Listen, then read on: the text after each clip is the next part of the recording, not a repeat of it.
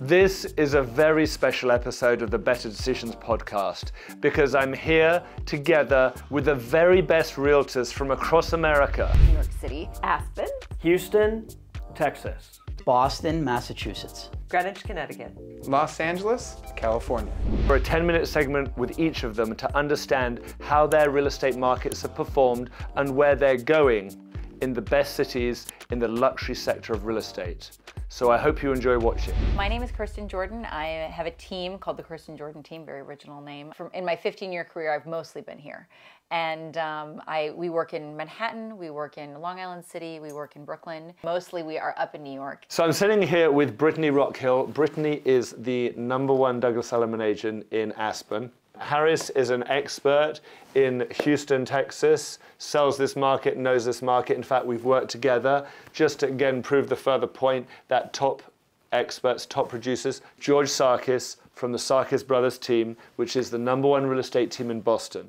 I'm Jennifer Leahy. I work out of the Greenwich, Connecticut office and run the #1 team at Douglas Elliman in Connecticut. And finally, I am here with Trevor Schneeberger, who is LA, California, expert in that market. How has your year been? 2023 has been super interesting because of the fact that it's been less, we've had less transactions in 2023 than we had in 2022 and less than 2021. 2021 was a really, really big year for real estate in the beginning of 2022 in Manhattan. We had just tons of transactions because there was a lot of pent-up demand. So basically we had this incredible, major, I think it was billions and billions of dollars more than we were even expecting. And then as interest rates started to come up in the beginning of 2022 and now where we are, we just saw a slowdown in transactions, and the amount of inventory didn't rise at the same time as transactions were slowing because people didn't want to put their homes on the market. It's a time when buyers want to feel like they got something. Things are going well. I mean, it's definitely not a COVID pace. We have dropped down a little bit on the number of transactions. We're increasing in dollar volume and price per square foot, which has been really interesting and makes for some very flashy headlines. We've had 5 sales over 60 million in the last 12 months. Which is a little unusual for Aspen, but I think that's really where our market is headed. One thing that people really focused in on during COVID was quality of life, how they want to spend their days, time with family, less time potentially in traffic, doing things that they don't want to be doing. And Aspen was one of those kind of blue zones that appeared of an opportunity for people to live their best life. So if funds are not an issue, then Aspen is your spot. So right now we're sitting at around 2.8 to 3 months of inventory, whereas a year prior it was a month less. So you're slowly creeping up inventory levels in Houston, which is necessary. We need more options, just like most of the nation. That's very low inventory. I mean, just to be clear, this kind of numbers that we're talking about, this is still very much a seller's market. Statistically, very much a seller's market, absolutely. The market in Boston this year has been very interesting. It's similar to other markets in regards to inventory. Not everyone is selling. If you have a 3% interest rate and you purchased, 2-3 years ago to your condo, townhouse, whatever it is in the city, the downtown market overall has been shaky. And people are very confused to what's going on because they don't actually know the data. But what I do love that actually brings me a lot of confidence is the average price in Boston is up 10%. Okay. Median price is up 6%. And those numbers are going up because the deals that are happening are record-breaking. New buildings, the most 3,000 foot deals, 3,000 plus foot deals in the history of Boston. There's 43 year to date today. The market's been amazing, right? Our luxury market has continued to be robust because it's been tight, right? So we have limited inventory. Anything that comes on, it sells. And we've been fortunate that we've pretty much sold all of our listings. We've been out there marketing, but everyone's been selling. I mean, we did amazing. We had an amazing year, bigger than last year, if you can believe it. And my newer agents crushed it. So we were just pounding the pavement because I told them they had to, because I wasn't sure how many transactions they would get to. And I think that's behooved us, so we kind of keep our rankings, obviously, and also for 2024, where I think inventory is going to be even tighter, that we'll still be doing business because we've been marketing the whole time. 2023 has been different. I mean, everybody's probably different in their markets. Inventory has been the biggest struggle. Inventory is down in most markets at least 40%, some markets up to 50%. So we're just seeing just an anemic amount of available properties for sale. What are the dollar per square foot? What do you pay for the top end of the top 10% of your market? So far this year, the average sales price is just over $3,000 a square foot. So Aspen has off seasons, so it's always a little bit hard to speak to those data points because it depends when someone came on the market. If they came on, say, in October and no one was really there to see the property until mid-December, that could add additional days on the market. And you have about 145 properties on the market at the moment in terms of, obviously, there's the homes and condos? Yeah. Both. And how many are you typically seeing sell per month? I know there's a seasonal aspect to that. I know. It's a little tricky. I would say this is kind of the season where things are closing. People that were looking over the summer are now closing, in this month. And then we'll have a little bit of a lull until people come back and there are more closings, say, like in February. Our product varies so much because we have co-op product, which is worth as much as 50% less than like condo product. And then you have extremely high-end condo product that is located in top locations that no matter what you do, it will always sell, and it sells at a premium. And what numbers are they? Because talking about like the top of the food chain. That could be $2,500 a foot to $4,000, $5,000, $10,000 a foot. So the top end, I'm thinking like 220 Central Park West, exactly, buildings 10,000 like that. a foot. Okay, so that's 10,000 a square foot. The thing that I kind of jokingly say to people when they ask me about the Houston market is I say, if you need shelter, at every price point you can find shelter. Whether you're looking at the luxury market or the first-time home buyer price point market, the question is what's the quality of the inventory? Is it move-in ready? Is it up to current standards in terms of taste, color scheme, finishes? Or does it need renovation? The houses that need renovation, need work, those houses are sitting, whereas the ones that are well done and are move-in ready and, of course, priced properly, as you know, they're selling in a matter of a week or two. Yeah. And that's still to today happening. Do you have an issue with new access to new product because of, slowdown in construction supply chain issues that we saw for the last few years? Do you have enough product in Houston, or are you running dry? We are very fortunate that Houston's a very large city that's ever growing, and so you have tons in the suburbs, especially master plan communities where people have flocked to, especially from, places like California and New York. They're looking for, Texas, right? You think bigger is better, everything's bigger in Texas. That's the saying. As the saying goes, right? And so the great thing is that we do have a lot of inventory in those markets, and that's where opportunity lies for buyers. You have these builders who are needing the offload product that are offering quite hefty incentives in terms of, buy down rates, options for what you're going to be able to build on the lots that they're offering, et cetera. So to answer your question in long, like I just did, but to shorten it, yes, there's opportunities if you're looking for a place to live. Every city, it seems, that we've been meeting with and talking to, inventory is down. So that means that given there's been a lack of inventory, and again, just to understand where we're talking about, tell us about where you're selling and where those markets are experiencing such a drop of inventory. So one of the main areas we sell in is Brentwood. It's an area, of course, a lot of people have heard of in Los Angeles. And in the Pacific Palisades is right there by the beach, and then you have Santa Monica. So those three little beach towns, so to speak, you're just seeing very little inventory for a couple reasons. One, interest rates. When these people bought, a lot of these people either refinanced or bought the houses at 3% or lower. It's hard to upsize from the average price point in those areas are anywhere from $5 million to $7 million. And so when you're looking at that high of a price point on average, it's tough to say, let's get out of this and go into something, at a 7% or higher interest rate. We also had a ULA tax that was voted in at the end of last year. And that's been a big detriment for sales over 5 million. And then over 10 million, there's a 5.5% tax added on, transfer tax added on to over 10 million, and over 5 million, it's a 4% transfer tax.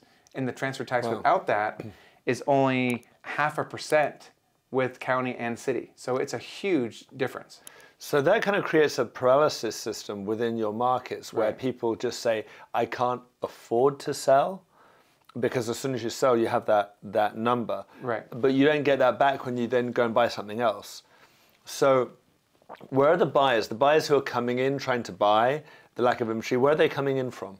So we have some local buyers that have been renting, right? So we work a lot of different price points, but in the $1.5 to $3 million price point, you have some people that were renting and they finally got to where they have a good enough job, they can afford a $1.5 to $3 million home, and even though the rates are high, this is the market this is the only market they've ever been in. They weren't in the market 2 years ago, or even a year, a little bit more than a year and a half ago now, when rates were at 3%. So those are buyers that we're seeing. We're seeing relocation buyers still. There is a phenomenon that's happened across Miami, and I'm curious and I think I'm seeing it happening across other states as well, where buyers would come in and they would say, maybe I'm just going to wait for things to get better. Maybe I'm going to offer less because I shouldn't be overpaying in this market. Right. And they are probably kicking themselves because if they overpaid 2 years ago, it would be less than they're paying today. Oh, for sure. And if they overpaid a year ago, it'd be less than they're paying today. I mean, it's just not the case. And when people are, like, I'm just waiting for what? Like, 2024 is going to be very tight inventory. There's going to be no release from those market rates. And, I don't care. There are a lot of people with mortgages in all rates. Everyone loves a free mortgage, right? Like, my mortgage is under 3%. It is free money. So I am a little bit, I wouldn't say handcuffed, but I don't want to get rid of it. I'm not going to sell my house right now. So there's a lot of people that are going to... The universal catch-22. The catch-22 for 2023 is I've got low interest rates, I've got low taxes. At the end of the day, if I sell, there's a lack of inventory. So if I sell high, I buy high. So why do I sell? Right. And then buyers are backing in as well. It's like joining the freeway and no one's leaving the exit. No one's leaving. And it's creating a bit of a traffic jam. Which is fine. I mean, I love it. It's fun. At least it gives it a little bit of challenge. It's, I'd rather this market than the middle market, which we've all experienced, where it's like, no, please bid. Or like, Well, they're ambivalent. I'd rather take extreme feeling than ambivalence. Totally. And I think 2024 is going to be super tight. So I imagine that we're all going to do well. I don't know if we'll do it as well. I do have my team kind of reset some expectations on that to make sure that their goals are realistic based on what kind of inventory. And we're pounding the pavement, right? There'll be agents that drop off, so that'll help us as well. And then I think 2025, rates are going to come down. The golden handcuffs are going to come off. People are going to start selling. There's going to be lots of transactions. Then you'll keep moving. It has to keep moving. Even if interest rates drop a little bit next year, which, look, no one knows. We're not the Fed. We don't handle that. We sell real estate. But even if they drop a little bit, they're still going to be maybe high relative to what people liked before. But in the grand scheme of things, we were kind of like spoiled kids who was given way too much candy, and now the candy's been taken away from us. Totally. And I think also education, educating our clients that you can do a recast of your mortgage. Marry the house, date the mortgage. Date the rate. Date the rate. Exactly. Right. Exactly. In terms of like the buying profile, who's buying right now? Is it just business as usual? Is it families? Is it couples? Is there any kind of demographic profile that you can... Well, it really depends on the product, because the really, really high-end product that comes on just because the fact that the seller says, listen, if I get the right number, I'm going to sell it, that is the super billionaire that says, we're trading baseball cards, this is a trophy asset, I just want one. Right, those are the buyers there. We have the same thing in Miami. We have an older product which is now actually getting in because of the way the climate's working. They're going through assessments and there's other issues. Yes. But the new product, and again, we have obviously just, I'll say like New York, but we have very different classes of product, condos and houses, and it varies obviously in level. Our top end market's about 6,000 a square foot at the very high end. Exactly. But when we're talking about that new product, South Florida, we've reflected on this in previous podcasts, there's only 6,400 new units being introduced into our system over the next 3 or 4 years. How is New York when it comes to new product, like brand new product? Is it hard to get hold of, or is there a good amount of that product out there available for buyers? So the timeline and the way that we do development in New York City is very different than down here. First of all, just from the basic sense that when buyers put down a deposit, the developer can't use the deposit funds to be able to start with construction, which is different than Florida. So if a developer is going to do pre-development have pre-construction purchases, or people come in and take a look at the model unit and they buy something before it's going to be built for a couple of years. They sign that contract, they put their deposit down, and then the developer still has to find his own money to build the project. You know, block by block, not the perfect location, and they're priced too high because pricing is everything. But that is the product right now that's there, and what's coming is not that much because it doesn't make sense to build. Yeah. So we're going to have, in about 3 years, 2025, 2026, there will be a severe inventory shortage. We're seeing it really depends on the product. But right now, the product that is built and ready to sell, those developers, for the most part, are ready to do deals. Knowing that Aspen is one of the most luxurious cities that you could possibly, or most expensive cities that you could live in America, what are the dollar per square foot? What do you pay for the top end of the top 10% of your market? What are you dollar per square foot paying?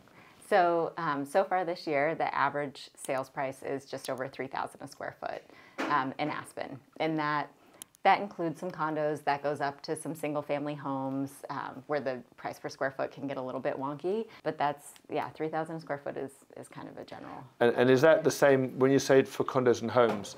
Are you finding that condos are around 3,000 a square foot? That's the number there? Yeah, well, the thing about Aspen, the condos tend to be closer to ski access. So there aren't many homes that have direct ski access, but condos are kind of built alongside the gondola. So that's part of what drives that price. The low price per square foot is about $1,000 for a single family home, right? That's about as low as you're going to get. And then you're going to get all the way up to, it's funny, most of the highest price per square foot is going to be the new development condos, like the Addition that sold. I think one of them sold for $5,000 a square foot or something, right? So and then with single family homes, you're usually seeing, like, the average for Brentwood is going to be around 1,500 to 2,000 a square foot, depending if it's brand new, right, in the size. And then same thing with north of Montana, which is it's in Santa Monica, and the Palisades, you can get into the 2 to 2,500 a square foot. And in Beverly Hills, you'll have some record sales. Where are the buyers coming from? So we have buyers coming from California, and we continue to have a steady stream from Manhattan. And the sellers, where are they going? Where are the sellers going? Many of my sellers have multiple homes, and then some of the sellers are relocating to Florida. There's a surprise. Yeah, or they had homes, right? They had homes in Florida. Yeah, we have a big relationship with Connecticut. Right. This is one of the reasons why these are so good, because these dialogues that we have make people understand that our migratory aspects correlate very closely. There's behavioral similarities. There's individuals, as you said, who have a place in Connecticut who will also have a place in Miami. Mm-hmm. It's reciprocal. Absolutely. And so this is one of the powerful things on a real brokerage house where people really connect, really do business, really understand. Because when they're coming from, Connecticut, they're coming from a house that you've sold, I'll understand their origins, understand what it is that was important to them. The rest of the US has obviously had effects with the interest rate situation. Yeah.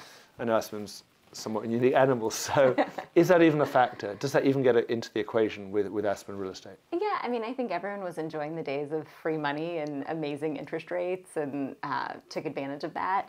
At this point in time, I'm not seeing as many people, jump on that train as far as investment properties and condo movement. There's a lot of things competing for people's investment and attention right now. So that, I think, has shifted our market a little bit on the condo end. For all the high-end homes, people are paying in cash and potentially doing something with the private wealth side of their banking system, something that is not as affected by interest rates and still pushes out a more favorable number. Do you see buyers out there in the market right now? And obviously interest rates being a factor. People say, well, maybe I should wait for interest rates to drop. Your thoughts, what do you say out there with that conversation of, interest rates drop and then more buyers come into the market? Yeah. Are you telling people to buy now or?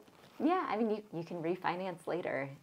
Marry the house, take the mortgage. Yeah. As the saying goes. Yeah. So, and that's so true. And that's what actually the reflect with other agents that we've had in conversation around the country, which is, yeah, you can wait, but when the interest rates drop, you're going to see another bump in the prices. So do you want to pay a slightly higher interest rate now and refi later? or do you want to pay a higher end price of your house, which could be hundreds of thousands of dollars, millions of dollars? Yeah. Do you anticipate a drop in interest rates end of next year? Hopefully. Hopefully. I mean, I know we're not the Fed, so we're not, we don't have control over this. But if it happens, you expect to see a bump in more purchases. Yeah, I would say interest rates, among other things, safety, climate change, like there's a lot of factors that are driving people to the small, glorious bubble that is Aspen. And what we're seeing in Miami, obviously the city that I sell, and Fort Lauderdale, and recognizing that there is a whole new genre of luxury product which is now breaking the mold, if you want to call it that, from what we've seen previously. A level of quality, a level of finish, a level of style, of architecture. That Services. is now, yeah, and you've had obviously the St. Regis, these luxury brands, and the luxury brands are always the ones that break the mold, that they break the previous barrier, the highest dollar per square foot. $4,500 for Boston, as you mentioned before, being a new record. That's staggering. But it's definitely a reflection, it seems, of the luxury appetite for luxury condos, which we're seeing. Now, as you put it, inventory levels are where they are. They're not, you don't have a lack of inventory. You have fair amounts of inventory. You have slower sales. Again, you've got slower absorption, but you've got dollar per square foot, and the top end of your sales are up. So the luxury market is strong. Buyers want luxury. That market's doing well. We sell luxury real estate. The lower end, the end that I can understand is also being affected by the interest rates more. Yes, which we have a building that we're selling, the Parker, and we started that building 3 years ago. It's a 168 unit tower in the theater district of downtown, and we underwrote that building at a good number, at around $1,500 a foot, I just give or take, and that's what we had it priced at. Interest rates when we did all of our pricing were 3.25%. And everything in this building, it's a unique unit program. It's all studios, 1-bedroom, 2-bedroom residences. Our largest unit is 1,268 square feet. So everything is under $3 million. So my price points in that building are $500,000 to $3 million. We've been impacted by interest rates. Your first-time home buyer has been priced out of the building. When you get under $2 million for a single-family home, between, let's say, 1 to 2 or even 500 to $1 million in some of the other cities that we've talked to, and Miami is the same thing, $1 to $2 million, anything that comes into the market is it's absorbed almost instantly. Multiple offers, bidding wars. Then when you get into that next level up, that 3 to 6 range, it starts to slow down a little bit because that's where the working wealthy live, and that's where they play, and that's where the interest rates start to affect, and that's where a lot of the sellers are having problems selling because they were in low interest rates, they were grandfathered in with all the perfect variables, and now if they step out of that, they're going to lose those benefits. Yeah, because in that price point, you have still loan offers for the majority of those purchases. Yep. Now that 7%, 7.5% interest rate affects those even more so than the lower price points, right? And then anything above 10 million, then you start getting into cash again, right? Yeah. So you have this, like you say, that middle sweet spot where it is. There is definitely the middle's a tail. getting hurt. Yeah, there's a tail, and that would be. And it's funny because the rest of the country, you're in Miami, so you understand this. The $3 to $7 million price point is really the upper middle class for those areas. Even though in the rest of the country they say they're wealthy, and they are wealthy in a sense, right? They're definitely wealthy people, but in the market they're in the middle of the market, right? Yeah, for sure. Yeah. If interest rates drop, what do you anticipate is going to happen with your middle range markets? Do you see impact in the middle range markets and the low range markets? Not assuming the interest rates are going to drop from 7 to 4, because that's never going to happen in a lifetime again, probably. But maybe 7 to 6. Do you see it giving much impact, much relief? I don't, and it's funny because we have agents on our team who are transacting in the $500 to $1 million space. And I think last weekend we had a buyer client through one of the agents on our team submit an offer, $900,000. 18 offers. 18 offers. I couldn't believe it. And that's a market that is definitely interest rate sensitive. So the single family market will not be impacted. It will continue to be a strong market because single family homes are what everyone wants now. You have big banks, big corporations buying up every single family possible. You can't even, single family homes are the bread and butter of the real estate market today. Yeah. Condos, different story. Yes, I believe condos, because you have to add in condo fees. You have to add in parking, extra services. There are variables. There's the variables there. With the high interest rate, I mean, it just doesn't make sense, really. So it's going to impact the condos way more than it will actually impact single-family residences. And, you know, with homes, as we always say, land, it's the one thing they're not building any more of. Correct. And Boston is a very historically protected city. Everything in Boston is, I mean, the only places you'll actually see a new development or a tower go up is on a vacant parking lot or on top of a garage, because everything else is historically protected. Are you looking this to be, I mean, right now it's a buyer's market. Would you say it's a buyer's market that we're in right now? Interesting thing is, it's still a seller's market. It's still a seller's market, I just had despite everything. Yeah, I had two buyers get miss out on multiple offers just while we've been here in Palm Beach.